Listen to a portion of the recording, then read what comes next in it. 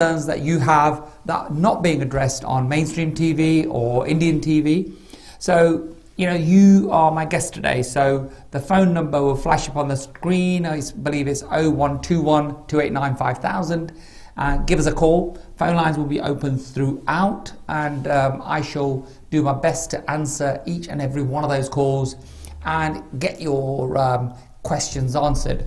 So many of you ring me personally and ring into the station rather than ringing the show. It would be really nice if you would share your views with everybody else. So this morning we had a phone in about the news, and we had some really interesting views about what our community does and what the lockdown concerns. So we've got hopefully the end of the lockdown on the 21st of June, but it looks like that's going to be delayed. So, will it happen? Won't it happen? I don't know. Nobody does at this moment in time. I doubt if the government even knows. I believe that Boris Johnson is due to make an announcement on the future of the lockdown or the easing of the remainder of the lockdown on Sunday evening. And I doubt very much if he's made up his mind. The data's moving around all the time. And of course, we have this unfortunate name of the latest variant being dubbed the Indian variant.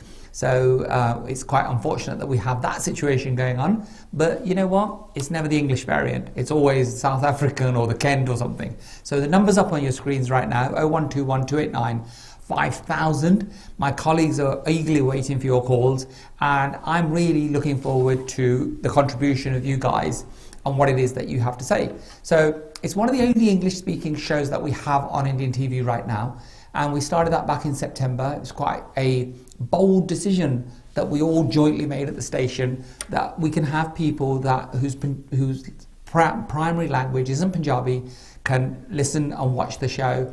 That's English speaking, our youngsters, non-Punjabi speaking people from the Gujarati community, the English community, etc. And I'd love to hear from you. What do you think of the show? What kind of a job are we doing? Is it time that we got a younger, fitter Kam Johal to host the show? Is my time over? So tell me what your thoughts are. So in the meantime, as I said, COVID is still rampant upon us, and we still see no end in sight for this lockdown. It forever seems to be delayed. And the government's trying to do the best job that they possibly can. So under 30s are now eligible to get the vaccine, and 1.1 million of them registered yesterday to go and do that. It was a fabulous day, according to the head of the National Health Service, and it is indeed.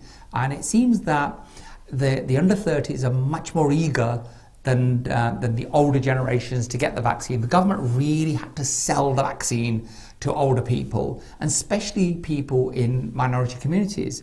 The BAME communities, the blacks, the Asians, seemed very, very reluctant to take the vaccine, although the Indian community have been quite keen, and the numbers were very, very high. So the other questions coming up, obviously, is that once the vast majority of the population have been vaccinated, will it be a case that you cannot get into venues, you cannot get into weddings, sporting venues, you can't fly without proving that you've been vaccinated? So there are members of my own community and my own circle that are refusing to get vaccinated. They still believe that it does more harm than good.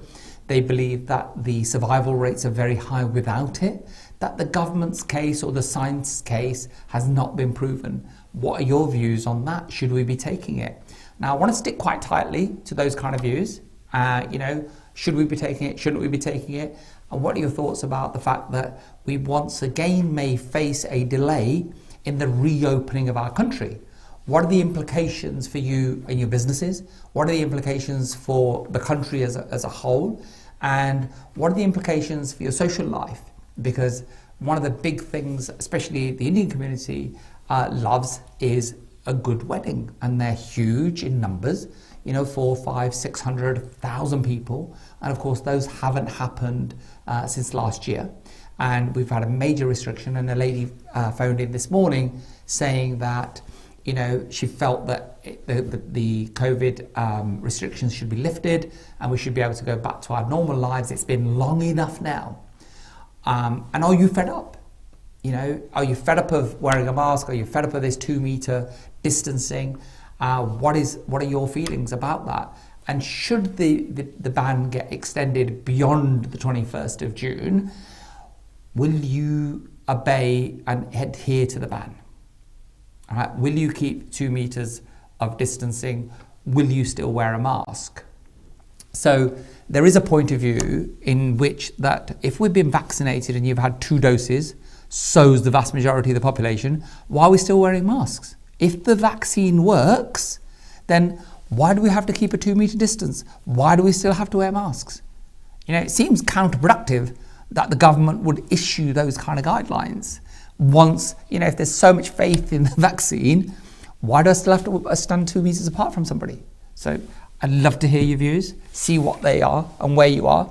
And the new US President, Joe Biden, is in town and talking to our own Prime Minister, Mr. Boris Johnson. So we have a first of our callers, so let's take those.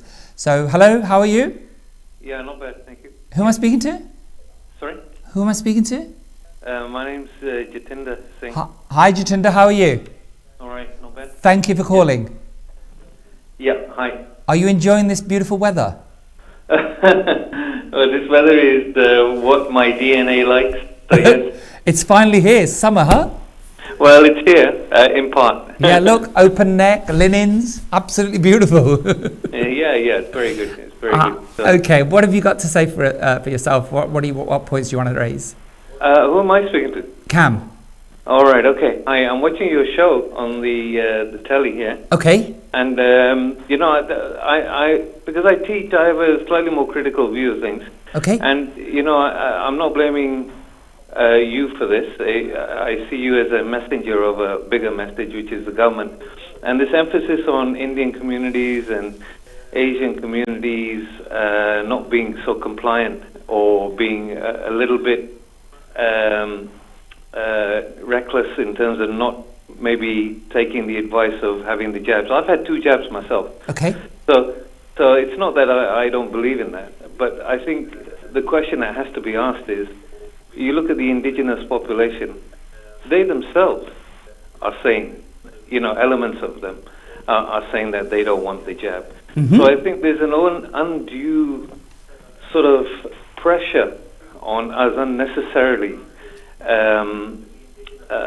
in terms of having to take the jabs and the messages that are being sent out by authorities. I think that's the first thing. Mm-hmm. The second thing is, in relation to that, my thought, Cam, was that, we are more spontaneous as a community. We're, for want of a better word, probably less methodical and organized in that sense. Yeah. And therefore, we tend to do things more sort of on the spur of the moment and randomly. And I think that's more the point in terms of our communities. Whether it's down to education, whether it's down to communication, whether it's down to access, they were my thoughts.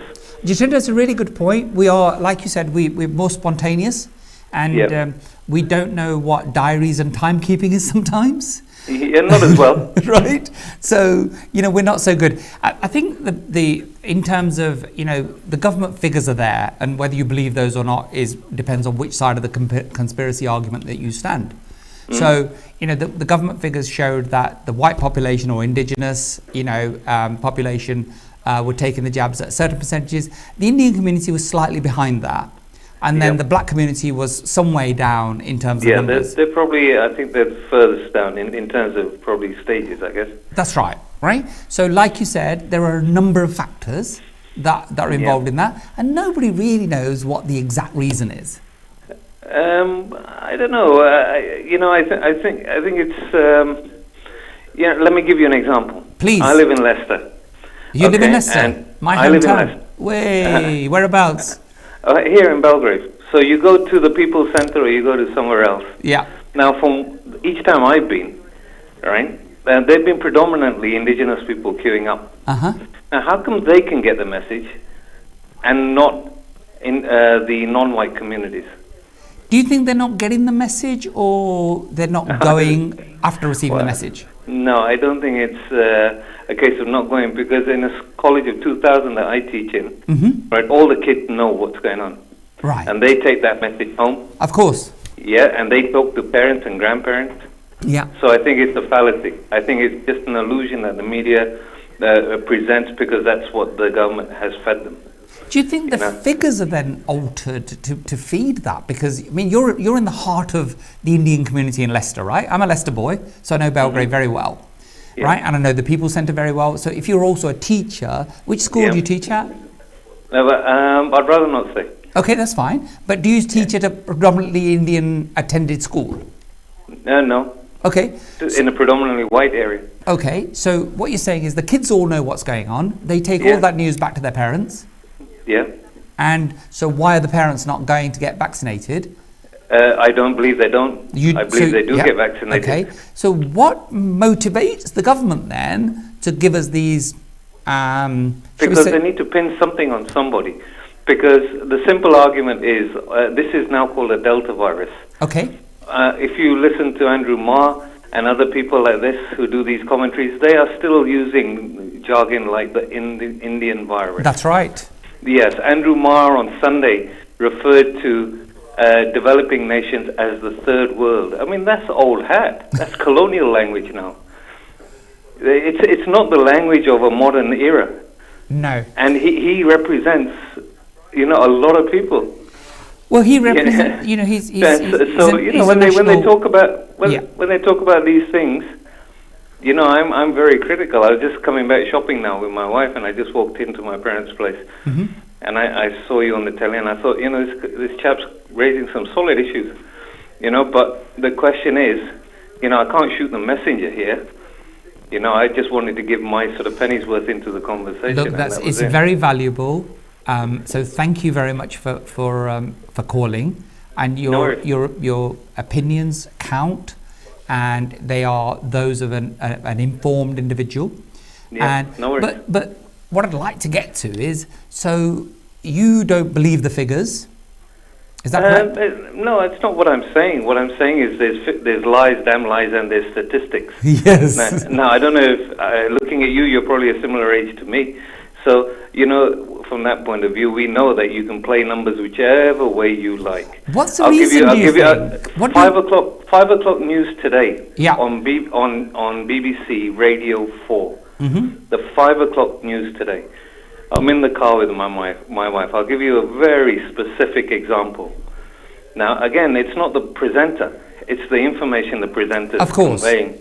And what he's conveying is basically saying that the government have said that 90% of all new cases are down to the Delta virus. Right. Okay. How many new cases are we talking about? And in numerical terms, what are the numbers? Yes. Now, to somebody who's less informed, that would sound drastic and dramatic. But it's nothing compared to what the indigenous population was spreading in the earlier days when they went off to the beach and they did the Cheltenham races and other things. Listen, I'm 100% with you. It's not a level playing field, my friend. Listen, it cannot be, and it never is. And I wouldn't expect you to pronounce that because, in other people's views, in more established places, they may say, well, this presenter is not reflecting what we want them to reflect. Well, luckily, we're not controlled by some of those organizations. I know. But if you need somebody on your chat to have a chat, sometimes I'm open to any and all topics. Please leave your phone number. I would love to have you as a guest on a future show. You're joking. Yeah, all right. I'll leave you my mobile. Yeah. Please. Do that for us. It'd be lovely to have you on. Look, all right, all the best. Yeah, thank you so much for calling. And thank you for raising the issues. Yeah, you're welcome. Bye-bye now. Nice one. Thanks. So that was my brother Jatinder from my hometown of Leicester. Absolutely incredible in terms of, he's a teacher. He lives in the heart of the community. So Handsworth, the heart of Wolverhampton, Belgrave is that kind of area. So if you ever visited, that's where the Golden Mile is. And it's my hometown. I'm absolutely proud to be from there. So obviously we currently are the winners of the FA Cup, which is absolutely amazing. But do the government manipulate figures and, are stats leaning towards, blaming a community? it's certainly, the most valid point that Jatinder raised was a presenter like Andrew Marr on the Sunday show calling it the Indian variant when its actually official name is Delta.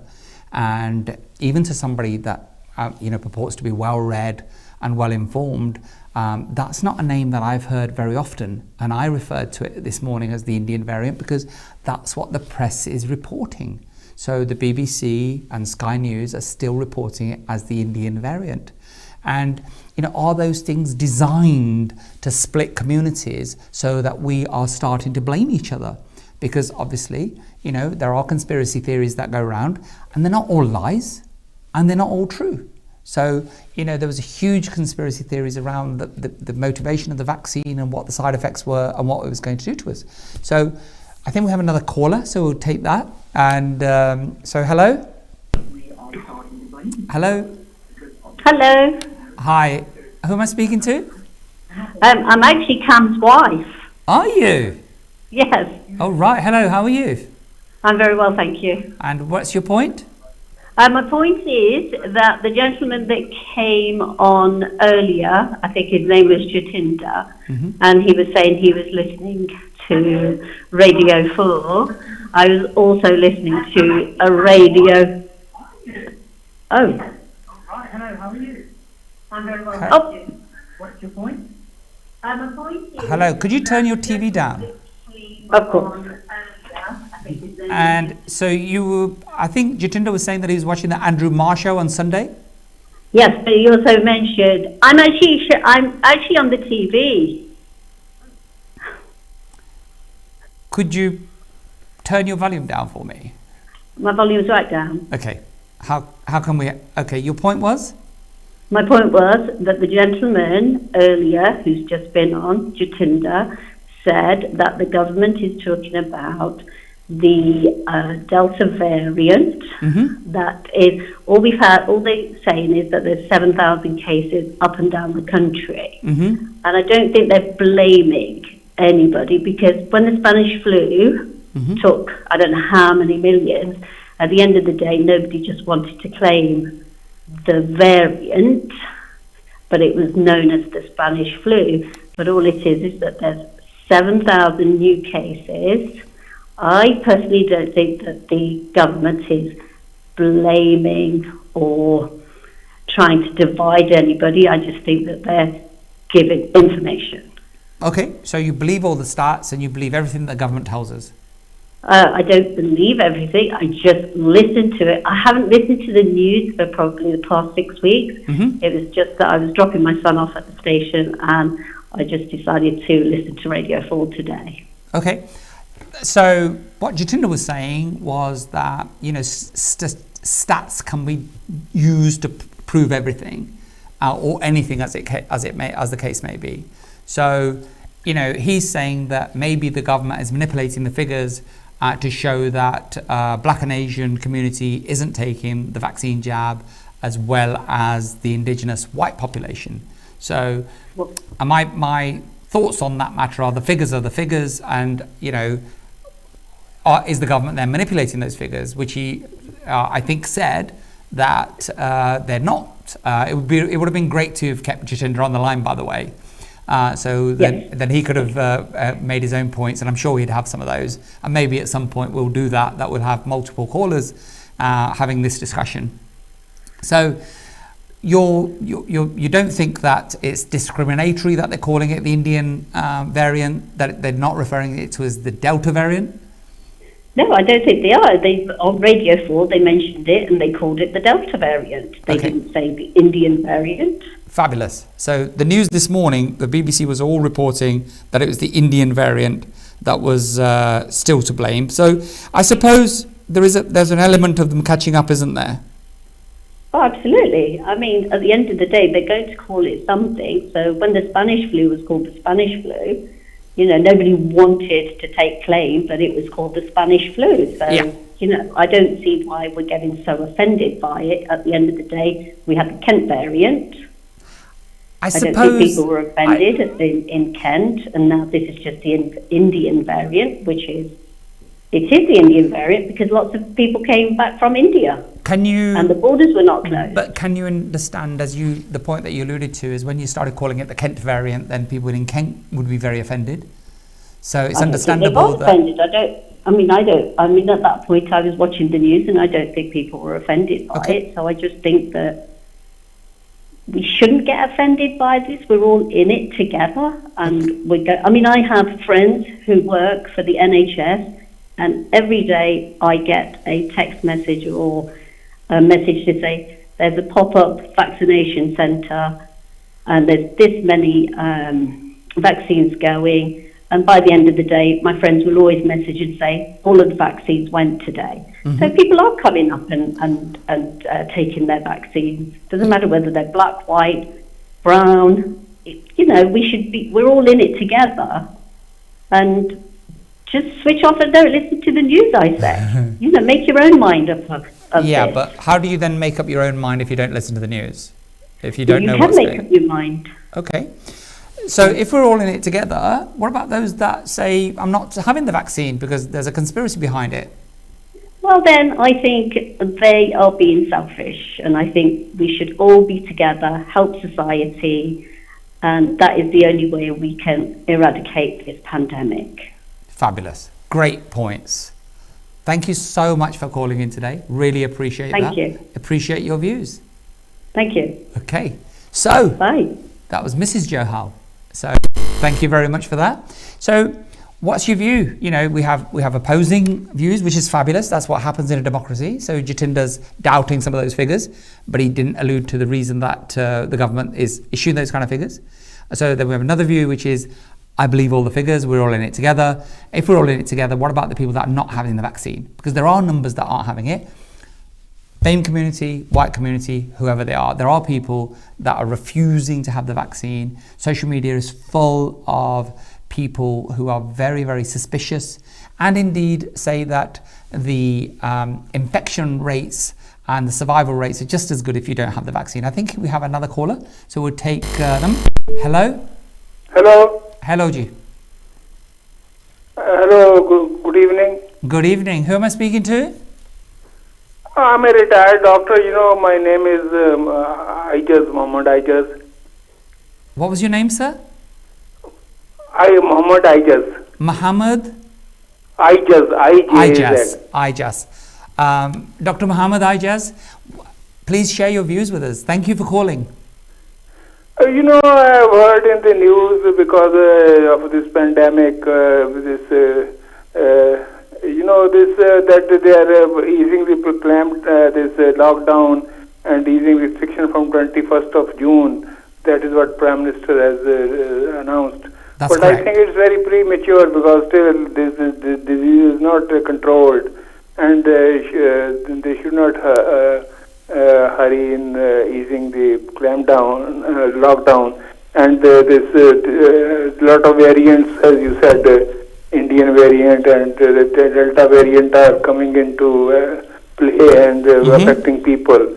So I think they should reconsider their decision to ease the clampdown on 21st of June. Okay, I believe that the Prime Minister is making a statement on Sunday and there is a review taking place. And so, in your opinion, how long before the government should ease restrictions further? You were talking about vaccine. The vaccine only works in healthy individuals. Once the disease is, for any disease for that matter, once this virus has invaded involved your system, then the vaccine doesn't work. But no vaccine is 100% effective, and there are side effects to every vaccine. I had my vaccine myself, and they have given me certificate. I had 2 jabs.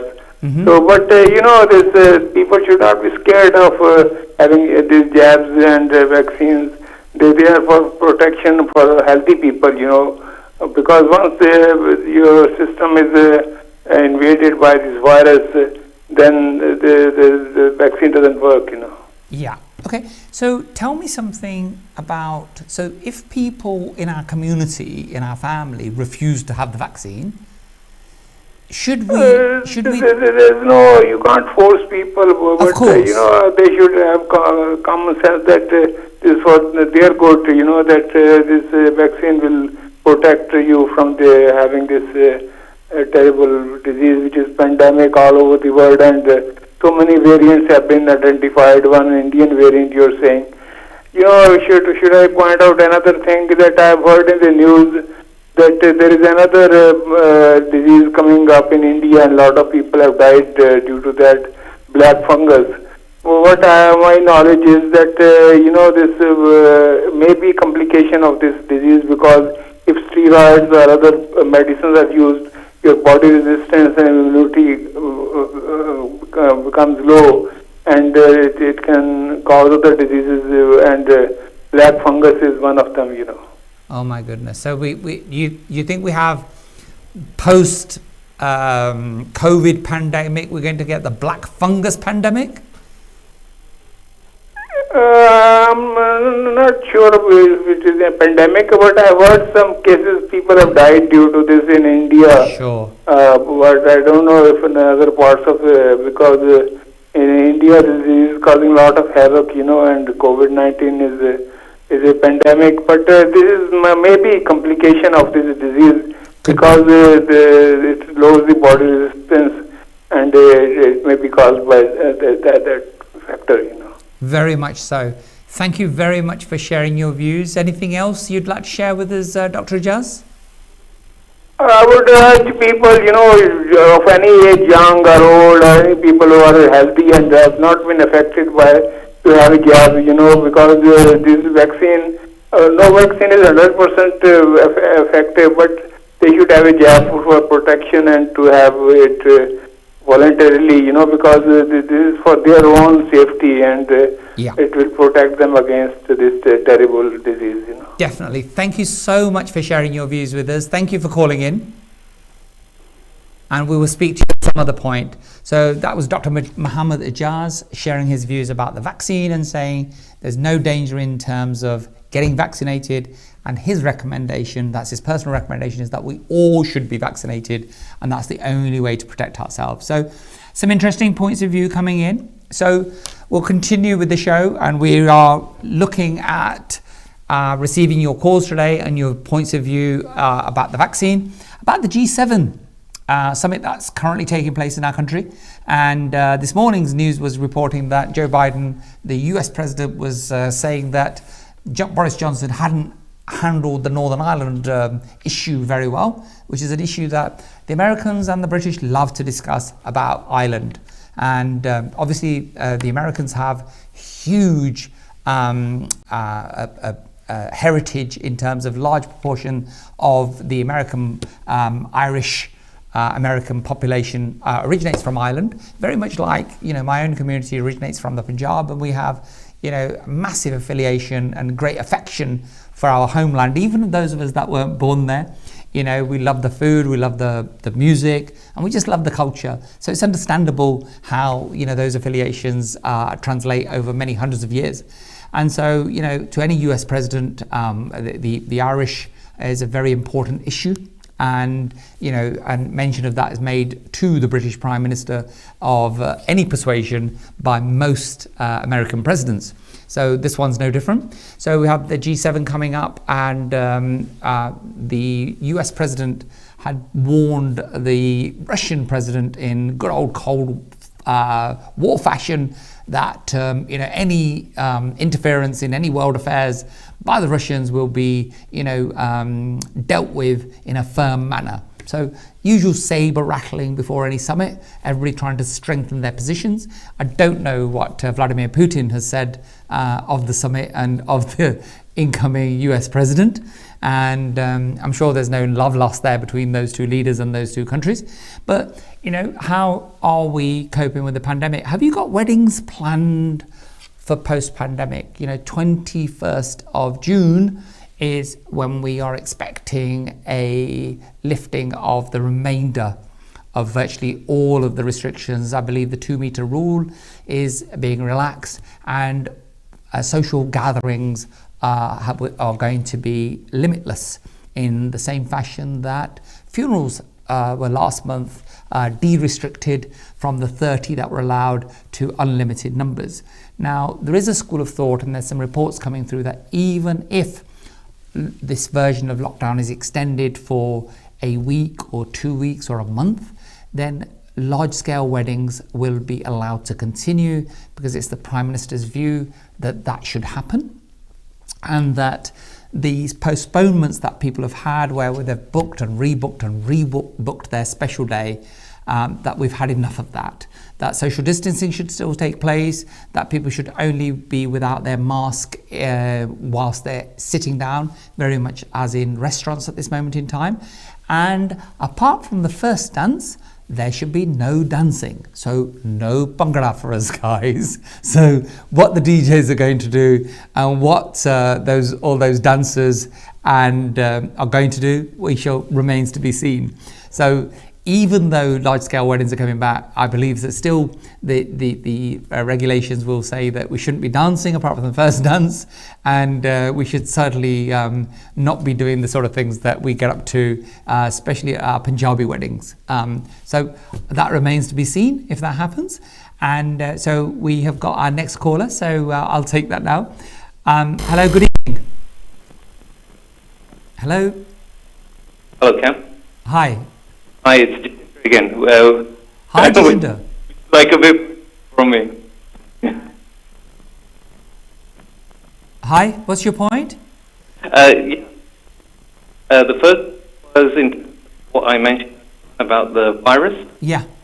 And basically, what I wanted, 21st, important for a single person. Okay. It would be a tragedy if that date was and members of... Jitendra, you keep cutting out, so I'm just going to ask our tech team to... Oh, sorry. Apologies. Call just keeps fading. Just give us a second. So unfortunately I think we've had to end the call. Reception was really poor. So obviously we want to be able to hear what our viewers are saying. So Jitendra, if you want to call back, and hopefully we'll get a better line. And okay, here we go. We're going to try again. Hello? Hello, yes. Sorry, Kam. Sorry about that earlier. That's okay. That's much better. Okay. So, the point I was going to say was that the 21st of June is important for every single person in the UK, regardless of who you are, where you're from, what you look like, so on and so forth. Everybody's looking forward to a relaxation of the measures that have been put in place for everybody's benefit. Indeed. My fear with the certain type of talk that's going on at the moment is that if there's more and more emphasis on this Delta virus, and the numbers are not that significant, which I don't think they are, and the government presents it in a fashion to say that, well, actually, this was the reason why we've had to push the 21st of June even further back, maybe to the end of June or into July, then I think that will create even more resentment between sections in the broader community. And if I give you an example, the example is basically when we were thinking about Brexit. You could look at that situation and say 51 people were confident of leaving the UK. Yeah. So what were the other 49% worried about? Yeah. Or you could go the other way around and you say 49 people were really happy with the relationships that we had with Europe. Why were the other 51 feeling they were left out and left behind? Okay, so I think the interpretation is down to each individual, and it's very important that people put their own time and effort. And your comment to one of the previous speakers was that you've got to make these decisions yourself in a way, and you've got to do your own legwork. And you've got to do your own research. Who do you listen to or not listen to? So I think it's important to do all of that. The second point, sorry if I may, was this idea about weddings. We had a family wedding weekend before last. Restricted numbers, social distancing. One thing that was delightful about the wedding was that you could talk to everybody that was there because it was restricted numbers. Whereas when you've got 600 people turning up, not only do you have the expense of all of that, but you never get round to seeing everybody who turns up to that special occasion. So I think So I think and speaking to other people as well, I think people are starting to reflect. Even my neighbor here has said that, and they're of a Gujarati background. They themselves said, you know what, we're fed up of all these big weddings. We think this might be a turning point and going back to how things used to be, not so big. Okay. So there's the 2 points. Your last point, though, is the really killer point, really, in terms of the G7. Again, listening to BBC Radio 4, the flagship radio station for politics on the BBC, this time I will praise them because they asked the question, are the group of 7 industrial nations old hat? Yes, is it right? so Are they from a bygone era? Because if you look at the powerful economics behind how nations are functioning, why are South Africa not round the table? Why are India not round the table in a G7? And I think that's a really interesting point because they are still being kept in the second division, i.e. the G20. Yeah. So thank you for letting me say my bit. You're very welcome, Jatinder. Anytime. Thank you so much. All right, all the best. Thank Bye. you. So G7, is it relevant? Is it old hack? Is it an old boys club? Is it time that it was updated? I believe that we have the G8. I'm not off the top of my head familiar with which country was included. Then we have the G20. But Jatinder's view is that that's a second division of countries, or is it? Again, what's your view? I'm open to all views. I'm a believer in the fact that read the facts, make up your own mind. Whatever suits you may not suit your neighbor, may not suit your friend. Indian weddings, absolutely huge affairs, thousands of people. Is it time that they became smaller? So was the enforced scaling down of these weddings a good thing? And has it made you realise that maybe we could do these on a much smaller scale? Jatinder said that 30 people, he got to speak to every single one of them. 600 people at a wedding, I'm not sure whether I'd want to speak to all of them, even if I had the time. So, I love large-scale weddings. I'm a big fan of them. I believe that you can talk to people and family members that you've not seen for many, many years. And if it wasn't for large weddings, maybe you wouldn't ever see them. So I use those occasions as time to catch up with old family, friends, and people that are quite distant to you, that perhaps you don't have anything to do with on a day-to-day basis, but they come together at weddings. And there's a big difference between the style of weddings that the English community, I'll call them, or the indigenous population has, and the type of weddings that my own community, the Indian community has. So by and large, a wedding in the English community is arranged and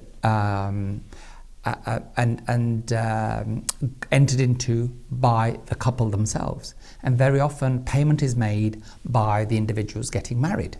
Whereas an Indian wedding is by the families of those two individuals that are getting married, so the parents on either side. So there's a big difference between who's organising this wedding and so the number of guests that come. So if your family organises a wedding, then it's your friends of your family and the relatives of your family that attend, so hence we have big weddings. Whereas if it's a couple arranging their own wedding, then it's their immediate family and their friends, who are obviously going to be a smaller circle. So whichever way you fall on this is up to you. My view is that if you are paying for your own wedding, then invite who you want. If your parents are paying for the wedding, they are getting their son or their daughter married. Very much in the tune of large-scale weddings. So when William and Kate got married, there was 2,000 guests at that wedding.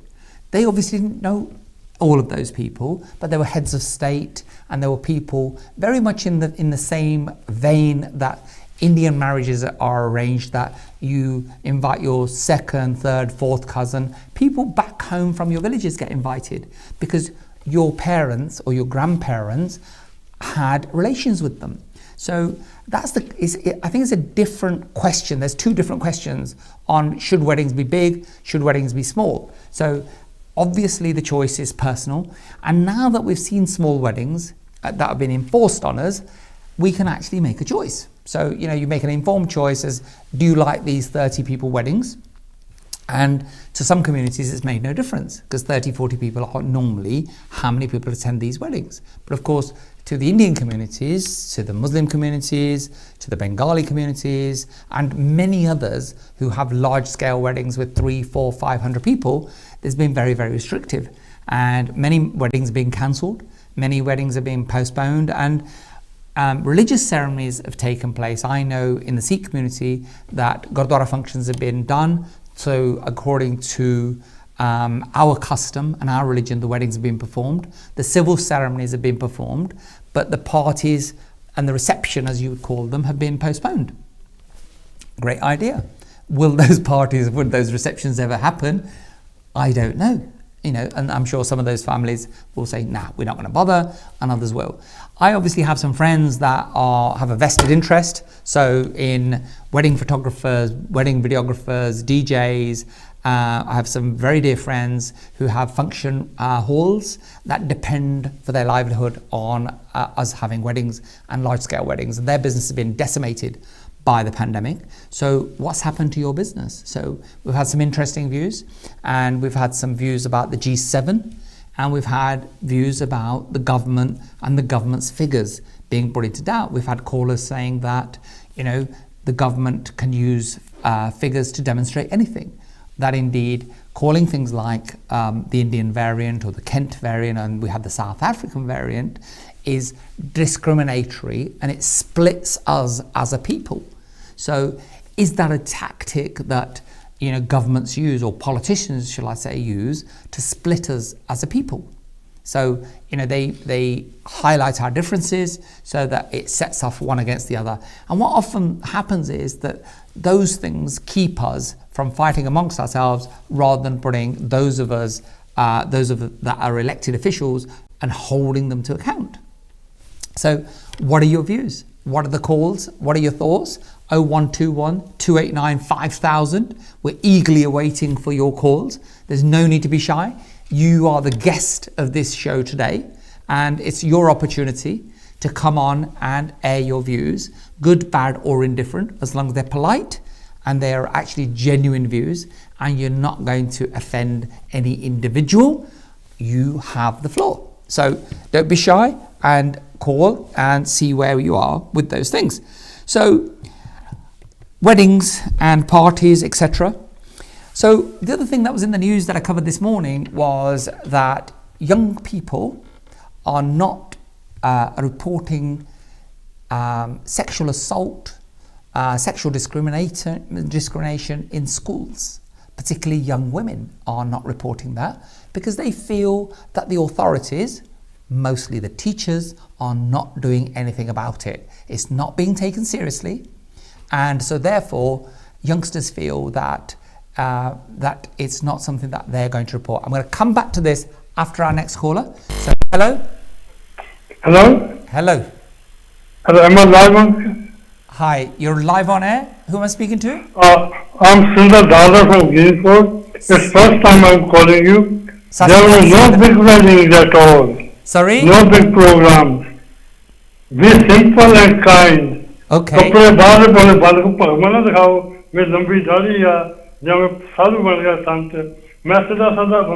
My brother, his name is also Kam Johal. Okay. He's the security of Babaji. Okay. I don't know who you are, but I also call you my brother. I don't drink and I don't drink. Okay. I'm still here, and as my father keeps me here, I will keep everywhere clean. Upon selfish, self-to was sell and fish. Machhiwala ko jagah nahi thi. Jesus na fish khati thi, na wine piti thi. ये मनगढ़ कहानियां बनाते हैं लोग ने Okay. पढ़े लिखे ने prosperous. It's a joke. This is Sundar, not look. Yes. Good night, sir. Hello. I'm sorry, I think we lost that caller. So Surendra Baji from Gravesend, I believe, reception wasn't fantastic, and they were just saying that it's we should have simple weddings. And it should be simple and clean. Everybody has an entitlement, simple and clean. I like that. Large or small is a different matter. So we come to the end of another show. So thank you very much for all of those that took part. And I'm sorry for those of you that couldn't get through to the show. It's surprising how quickly the time goes. So I want to thank you all for taking part. I hope you enjoyed that. Different style of show. Next week I'll be back with a guest and we'll go back to the normal sort of format that we have for the Kam Johal Show. Thank you very much for all the feedback, that you enjoy the show, that you like the fact that it's in English. And obviously we get communities other than those that speak Punjabi that watch the show and appreciate it. And that's how we get respect for our culture. That's how we get understanding for each other, by including others that not necessarily from the same backgrounds as us, and looking outward and widening our circle rather than forever closing in and excluding people. We've got to include people. Those that don't understand who we are, it's our job to reach out and tell them who you are. Nobody's here to disrespect anybody. All communities are equal. Every community has good and bad. No person that's ever born on this earth is born bad. Society does that. So be careful who you mix with. And I shall be back next week on the breakfast show at 8 o'clock on Thursday morning. And then later on in the evening with the Kam Johal Show, as I am today. Thank you so much for watching. I really appreciate all the feedback and the support that I get from the community and outside of that community, that you really enjoy the show and it's something that is informing you. And we're kind of bridging that gap between the very traditional programs that our station has and, you know, the Western programs that you see on mainstream TV. That's our aim, is to inspire and build our community and give it the confidence that it deserves and the credit for which it is really overdue, which we don't always get because that just doesn't happen. But it happens here on the Kam Johal Show every week. So thank you very much for watching. I shall see you again. Goodbye.